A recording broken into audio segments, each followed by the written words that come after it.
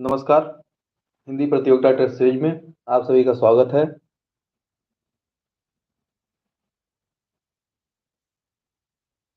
हम लोग देख रहे हैं केवीएस टीजीटी हिंदी के सिलेबस में लगी क्लास 6 की बुक बसंत भाग 1 को केवीएस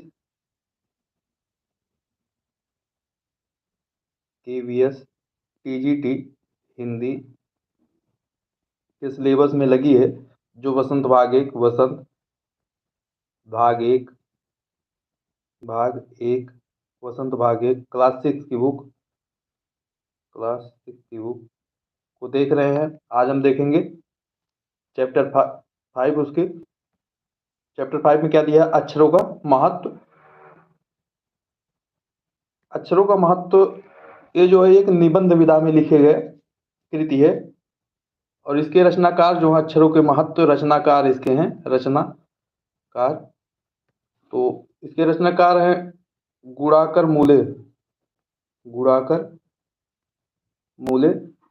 अक्षरों के महत्व के रचनाकार हैं। हम देख लेते हैं गुणाकर मूले के संदर्भ में कुछ थोड़ा सा उनके बारे में, उनके जन्म निधन, उनकी रचनाएं क्या हैं। तो गुणाकर मूले के बारे में हम देखते हैं।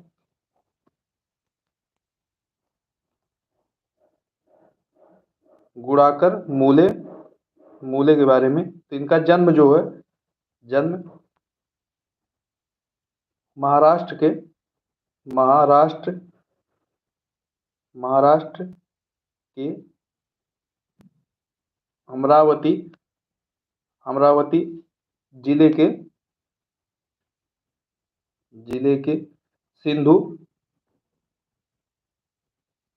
अमरावती जिले के सिंधु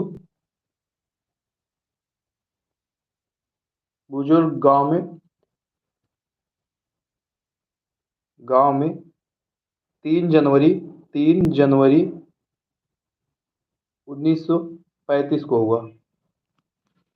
गुणाकर मूले का जन्म महाराष्ट्र के अमरावती जिले के सिंधुबुर्ज गांव में 3 जनवरी 1935 को हुआ था।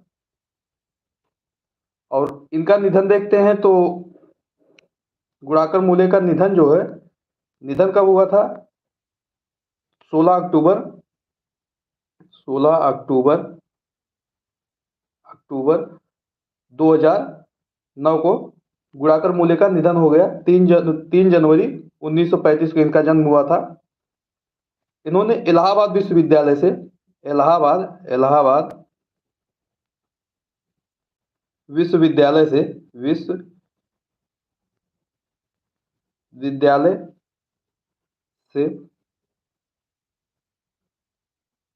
गणित से एमए किया था।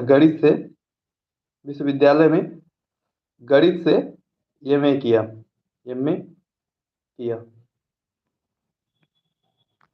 गुणाकर मूले को देखते हैं सम्मान क्या मिला था।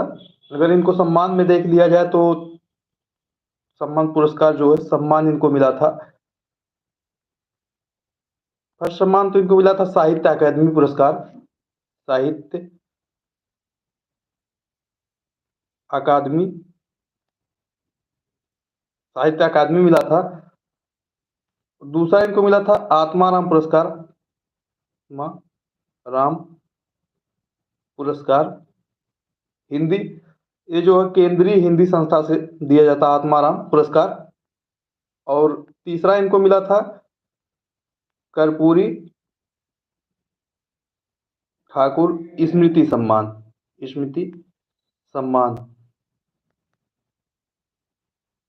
ये सम्मान इनको मिला था बिहार से। तो हिंदी साहित्य अकादमी पुरस्कार इनको मिला था।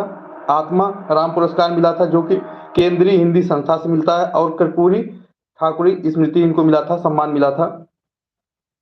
इन्होंने लगभग 3000 गुणाकर मूले जी ने लगभग 3000 लेख लिखे, जिनमें से अंग्रेजी के लगभग 250 से अधिक लेख लिखे थे। इनके गुरु का नाम राहुल संस्कृतायन है। गुरु इनके थे राहुल सांस्कृतायन।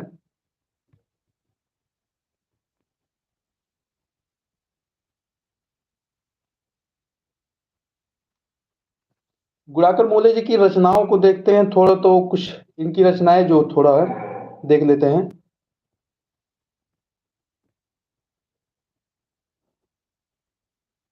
रचनाएं, तो इनकी रचनाएं कुछ देख लेते हैं। तो अंक है, अंक कथा, अंक कथा हो गई, अंकों की कहानी, अंकों की कहानी, अंतरिक्ष यात्रा, अंतरिक्ष यात्रा,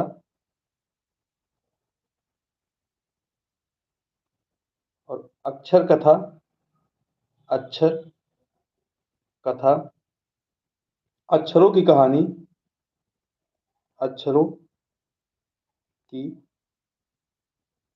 कहानी,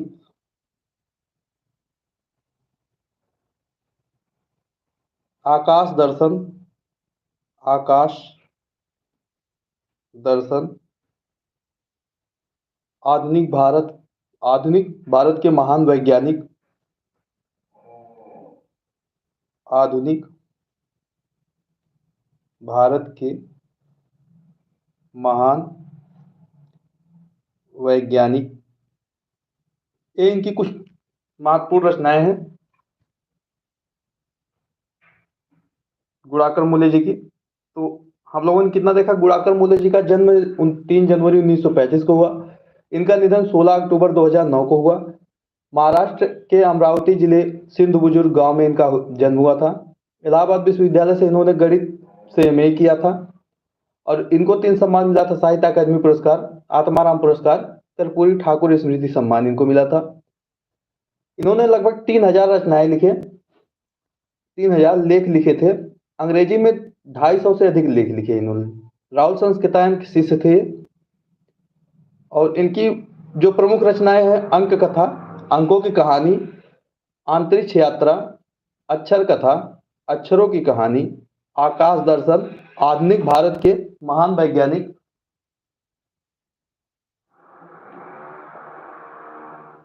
वो इनकी इनके बारे में जो थोड़ा सा था रचनाएं, हम सम्मान जन्म निधन देख लिए। आगे देखते हैं कहानी क्या है।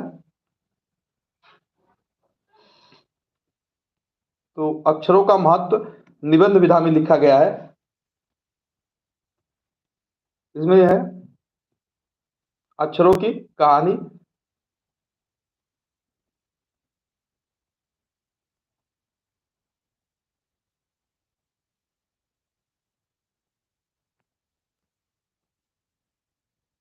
अक्षरों की कहानी।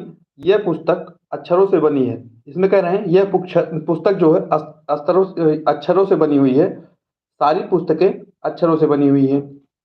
तरह तरह की पुस्तकें, तरह तरह के अक्षर। कह रहे हैं जितनी भी पुस्तक है उसमें उतने ही तरह के अक्षर हैं। जितनी पुस्तक बनी है सब अक्षरों से बनी हुई है। दुनिया में दुनिया में अब तक करोड़ों पुस्तकें छप चुकी हैं। हजारों पुस्तकें रोज छपती हैं। तरह तरह के अक्षरों में हजारों की तादाद में रोज ही समाचार पत्र छपते रहे हैं। इन सब के मूल में है अक्षर। कह रहे हैं कि करोड़ों पुस्तक छप चुकी हैं और हजारों पुस्तक रोज छप रही हैं। तरह तरह के अक्षरों की तादाद में रोज समाचार पत्र छप रहे हैं। इनके मूल में अक्षर है। अक्षर हम कल्पना भी नहीं कर सकते कि यदि आदमी अक्षरों को ना जानता तो आज इस दुनिया का क्या होता। गुणाकर जी कह रहे हैं अगर अक्षरों को आदमी ना जानता तो आज दुनिया का क्या होता। लोग अपनी बातें किससे और किस तरह व्यक्त कर पाते जब अक्षरों को ही नहीं पता होता, तो किसी को कुछ कहने के लिए कैसे कहते।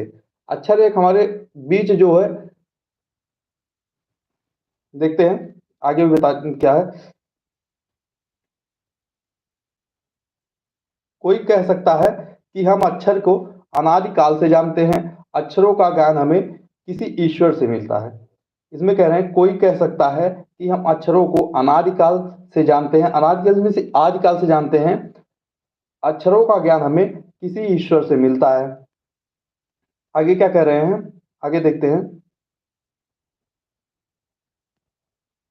पुराने जमाने में लोग सचमुच सचमुच यही पुराने जमाने में लोग सचमुच ही सोचते थे कि अक्षरों की खोज ईश्वर ने की। इसमें कह रहे हैं कि पुराने जमाने के लोग जो थे वो लोग यही सोचते थे कि अक्षरों की खोज जो है ईश्वर ने की, पर आज हम जानते हैं कि अक्षरों की खोज किसी ईश्वर ने नहीं बल्कि स्वयं आदमी ने की है। इसमें कह रहे हैं कि अक्षरों की खोज जो है ईश्वर ने नहीं की, स्वयं आदमी ने खुद की है। अब तो हम यह भी जानते हैं कि किन अक्षरों की खोज किस देश में किस समय में हुई। कह रहे हैं कि किस अक्षरों की खोज किस समय और किस देश में कहाँ पे हुई थी, अब तो हम ये भी जान चुके हैं। हमारी धरती पर लगभग 5 अरब पुरानी हमारी यह धरती लगभग 5 अरब साल पुरानी है। 2-3 अरब साल तक इस धरती पर किसी भी प्रकार के जीव जंतु नहीं थे। इसमें कह रहे हैं हमारी जो धरती है ये 5 हजार साल 5 अरब साल पुरानी है। 2-3 अरब साल इस धरती पर किसी भी प्रकार के जीव जंतु नहीं थे। आगे देखते हैं। फिर करोड़ों साल तक केवल जानवरों और वनस्पतियों का ही इस धरती पर राज रहा। आदमी ने इस धरती पर कोई 5 लाख साल पहले जन्म लिया। धीरे धीरे उसका विकास हुआ। कई साल कई 10 हजार साल पहले आदमी ने गांव को बसाना शुरू किया। वह खेती करने लगा। इसमें कह रहे हैं कई 10 हजार साल पहले आदमी गांव बसाना शुरू किए और वह खेती करने लगे। वह पत्थरों के औजार का इस्तेमाल करता था। आदमी जो है पत्थरों के औजार का इस्तेमाल करता था। फिर उसने तांबा और कांसे के भी औजार बनाए। प्रागैतिहासिक मानव ने सबसे पहले चित्रों के जरिए अपने भाव व्यक्त किए। इसमें कह रहे हैं जब अक्षर नहीं था उस टाइम, तो मानव ने अपने भाव को एक चित्र के माध्यम से व्यक्त किया और बताया। जैसे पशु जिसे पशुओं, पक्षियों, आदमियों आदि के चित्र। इन चित्र संकेतों के बाद में भाव संकेत अस्तित्व में आए। इन चित्र संकेतों से ब- इन चित्र संकेतों से बाद में भाव संकेत अस्तित्व में आए। जैसे एक छोटे वृत्त के चहुओर किरणों के घोतक रेखाएं खींचने पर वह सूर्य का चित्र बन जाता था। इसमें कह रहे हैं जैसे एक वृत्त है, इसके चहुओर में चारों चौक अर्थ हो जाएगा, चारों ओर इसकी चारों ओर एक घोतक रेखाएं खींच दी। रेखाएं खींचने पर ये जो है सूर्य का चित्र बन जाता था। बाद में यही चित्र ताप या धूप का घोतक बना। इस तरह अनेक भाव संकेत अस्तित्व में आए। आगे क्या कर रहे हैं। तब जाकर काफी बाद में आदमी ने अक्षरों की खोज की। अक्षरों की खोज के सिलसिले को शुरू हुए मुश्किल से 6 हजार साल हुए हैं। केवल 6 हजार साल।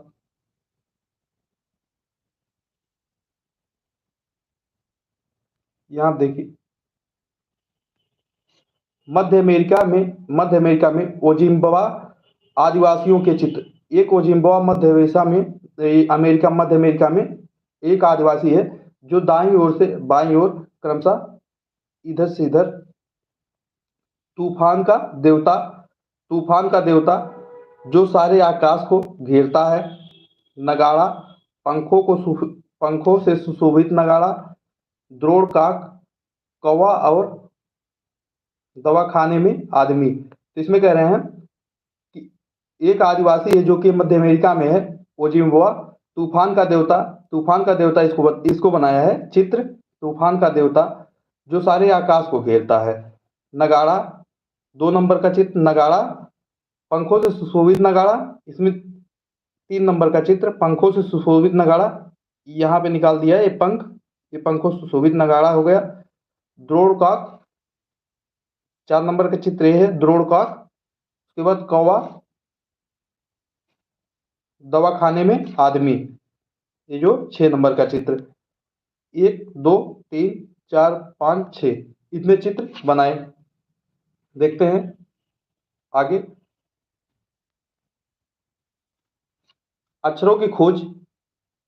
अक्षरों की खोज के साथ एक नए युग की शुरुआत हुई। आदमी अपने विचार और अपने हिसाब किताब को लिख कर रखने लगा। तब से मानव को सभ्य कहा जाने लगा। जब से आदमी लिख कर रखने लगा, तब से तब से मानव को सभ्य कहा जाने लगा। आदमी ने जब से लिखना शुरू किया, तब से इतिहास आरंभ हुआ। जब से आदमी लिखना शुरू किया, तब से ही इतिहास का आरंभ हुआ।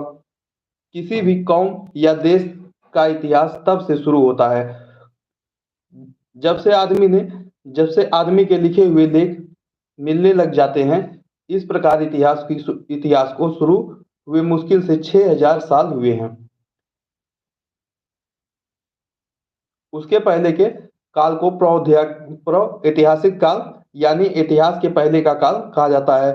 इतिहास के पहले का काल प्रागैतिहासिक काल को मतलब जिससे लिखा नहीं गया, जो इतिहास लिखा हुआ नहीं मिला, उसे प्रागैतिहासिक काल कहते हैं। और जो लिखा गया है वो इतिहास कहते हैं। देखते हैं नेक्स्ट पैराग्राफ। चैनल पर नए हैं, चैनल सब्सक्राइब कर दीजिए। वीडियो अच्छी लगे तो लाइक कर दीजिएगा।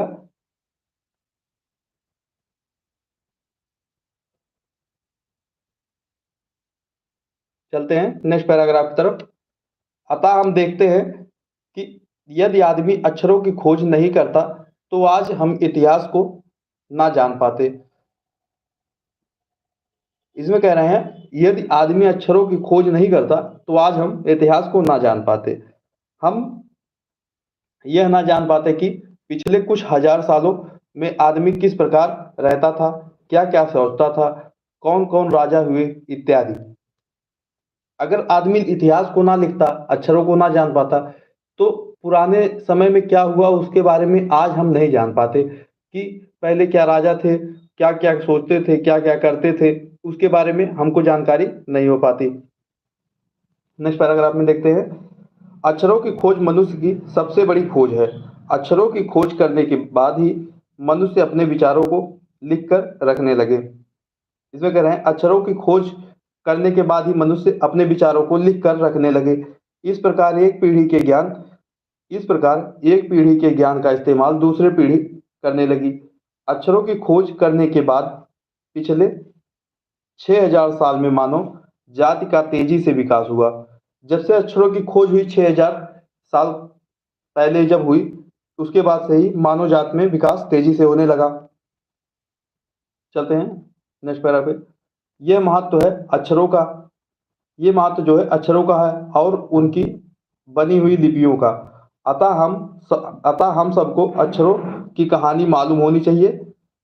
आज जिन अक्षरों को हम पढ़ते हैं या लिखते हैं, वे कब बनाए गए, कहाँ बने, किसने बनाया, यह जानना जरूरी भी। ये जो एक निबंध विधा में लिखी गई रचना थी गुणाकर मूले की, इसको आज हम लोगों ने देखा है। तो इसमें गुणाकर मूले जी ने एक अक्षरों के बारे में बताया है। अगर अक्षर ना होते तो आज क्या होता, दुनिया क्या कैसी होती, लोग कैसे अपनी बात को किसी से व्यक्त करते या किसी चीज को लेने के लिए कैसे क्या करते। तो पहले क्या हुआ, जब अक्षर ना थे तो लोग चित्र बनाना शुरू कर दिए और चित्र के माध्यम से अपनी बातों को, भावनाओं को व्यक्त करना शुरू कर दिए, दूसरे को बताना शुरू किए। तो कुछ लोग थे जो कि एक वृत्त बना करके इसके चारों तरफ रेखाएं बना दी। इसको सूर्य का नाम दे दिया, ताप दे दिया, धूप दे दिया, बाद में सूर्य के नाम से जाना गया। देखते हैं आज इसके कुछ प्रश्नोत्तरी को देख लेते हैं। अभ्यास प्रश्न जो है, तो अभ्यास प्रश्न इसमें है। इसमें कह रहा है पाठ में पाठ में ऐसा क्यों कहा गया है कि अक्षरों के साथ एक नए युग की शुरुआत हुई। इसमें कह रहा है पाठ में ऐसा क्यों कहा गया है कि अक्षरों के साथ एक नए युग की शुरुआत हुई। तो इसका आंसर हो जाएगा क्योंकि क्योंकि आदमी अक्षरों की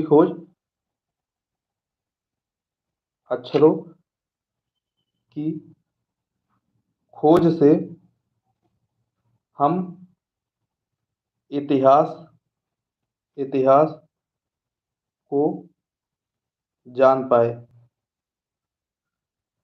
पहले प्रश्न का आंसर हो जाएगा क्योंकि हम आदमी के अक्षरों की खोज से इतिहास को जान पाए। इससे पहले मानव सभ्यता इसके पहले मानव सभ्यता लिखित इतिहास का पर्याप्त नहीं होता। अक्षरों की खोज के बाद ही मनुष्य अपने विचारों को लिखकर रखे, जिसको कि बाद में अगली पीढ़ी, उनके बाद वाली पीढ़ी जान पाई। पहले प्रश्न का आंसर जो हो जाएगा हमारा यही है।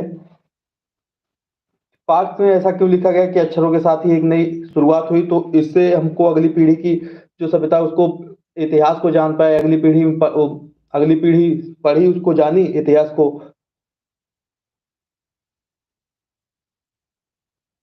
देखते हैं नेक्स्ट प्रश्न। अक्षरों की खोज का सिलसिला कब से और कैसे शुरू हुआ? इसमें दिया पाठ पढ़कर उत्तर लिखें। तो प्रश्न संख्या 2 का आंसर हो जाएगा हमारा, प्रश्न संख्या 2 का आंसर हो जाएगा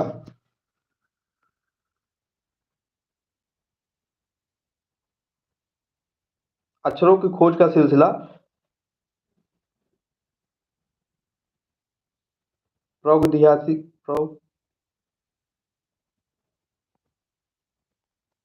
मानव ने सबसे पहले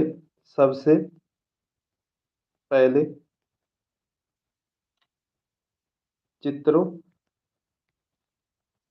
के जरिए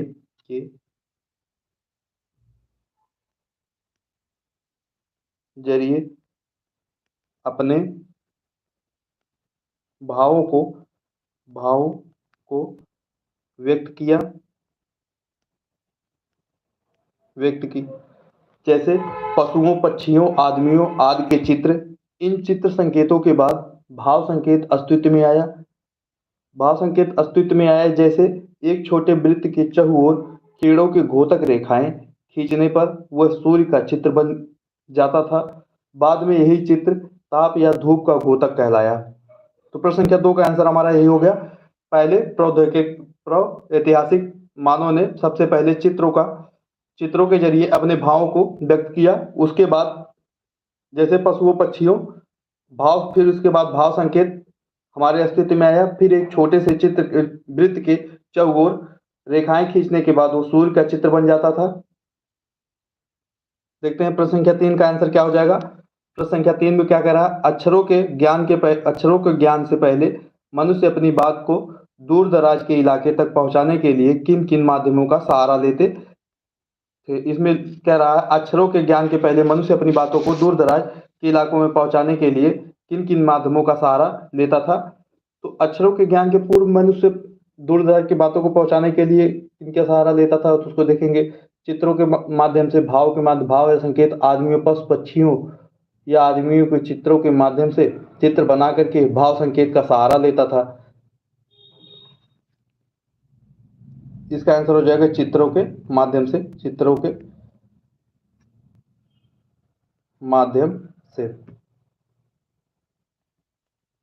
धन्यवाद। आज के लिए इतना ही। चैनल पर नए हैं, चैनल सब्सक्राइब कर लीजिए। वीडियो अच्छी लगी तो इसे लाइक कर दीजिएगा।